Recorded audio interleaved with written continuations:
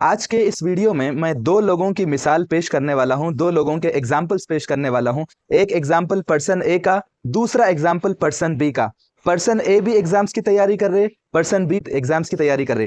Person ए क्या करते कि एक दिन में 10 घंटे पढ़ते और पर्सन बी जो है एक दिन में 5 घंटे पढ़ते। लेकिन पर्सन ए इतना ज्यादा एफर्ट लगाने के बावजूद अपनी पढ़ाई का एक हफ्ता जैसे ही गुजरता, जितना भी उन्हें पढ़ते आधे से ज्यादा भी उन्हें भूल जाते और उनके दिमाग में कुछ भी याद नहीं रहता। जबकि पर्सन भी एक दिन में 5 घंटे पढ़ते, कम पढ़ते, मगर उनका अप्रोच इतना अच्छा रहता, इतना शानदार रहता कि कम पढ़ने के बावजूद उन्हें कामयाब रहते। तो क्या वजह है जो पर्सन ए इतना पढ़ रहे, इतनी मेहनत कर रहे, लेकिन उसका नतीजा उस लेवल का नहीं आ रहा, और पर्सन बी जो है थोड़ा सा स्मार्ट अप्रोच इख्तियार करते हुए कम पढ़ रहे लेकिन उनका नतीजा, उनका रिजल्ट बहुत अच्छा आ रहा।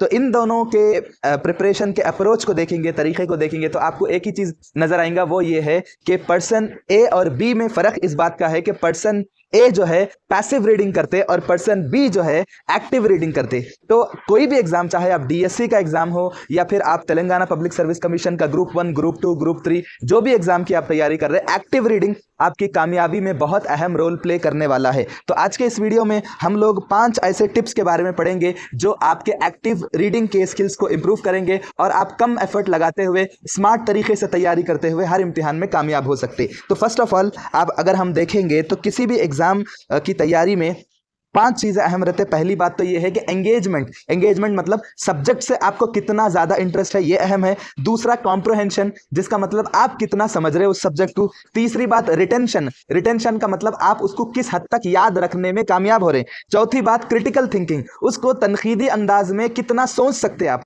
क्रिटिकली कितना उसको, उसके आपकी सोच का दायरा कितना वसी है क्रिटिकली तनकीदी अंदाज में सोचने के मामले में। और 5वीं चीज टाइम एफिशिएंसी। तो इन तमाम 5 स्किल्स में एक्टिव रीडिंग बहुत ज़्यादा मददगार साबित हो सकता है, जबकि आप पैसिव रीडिंग करेंगे तो आपको ज़्यादा नतीजा नहीं निकल सकता। तो सबसे पहली बात तो यह है कि एक्टिव रीडिंग किसको बोलते हैं। तो एक्टिव रीडिंग का मतलब यह है कि आप जो कुछ भी पढ़ रहे उस सब्जेक्ट से आपकी बहुत ज़्यादा डीप अंडरस्टैंडिंग है और आपका इंटरेस्ट बहुत ज़्यादा है, और आप थोड़ा पढ़ रहे बट उसको जिस तरीके से पढ़ना चाह रहे हैं उस तरीके से आप पढ़ सक रहे। और आपको एक्टिव रीडिंग के तरीके से पढ़ने के बाद आप थोड़ा पढ़ेंगे तो आपको वो ज़्यादा दिनों तक याद रह सकता। तो जो जैसा मैं बताया, एक्टिव रीडिंग को इंप्रूव करने के कुछ इंपॉर्टेंट टिप्स हैं, मैं आपको बताता हूं। उसको एक्टिव रीडिंग को डेवलप करने के सिलसिले में या उसको इंप्रूव करने के सिलसिले में ये 5 टिप्स आपके लिए बहुत ज़्यादा अहम रहेंगे। तो सबसे पहला टिप ये है कि आपके जो गोल्स रहेंगे वो रियलिस्टिक होने चाहिए। सेट रियलिस्टिक गोल्स, मतलब ये है कि आपके जो गोल्स हैं वो रियलिस्टिक मतलब अचीवेबल होना चाहिए। हम लोग क्या करते हैं कि हम पहले नोटिफिकेशन आने का इंतजार करते हैं और जब आएंगा तो गड़बड़ करते हुए तैयारी करते, जो कि गलत है।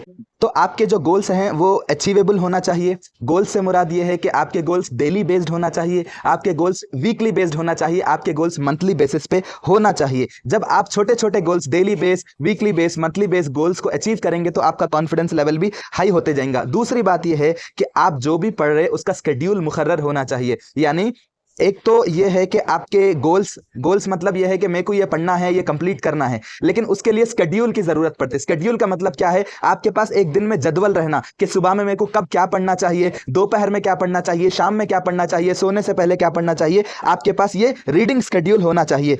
और कब ब्रेक लेना चाहिए, कितने घंटों का ब्रेक लेना चाहिए, वो बहुत ज्यादा अहम है।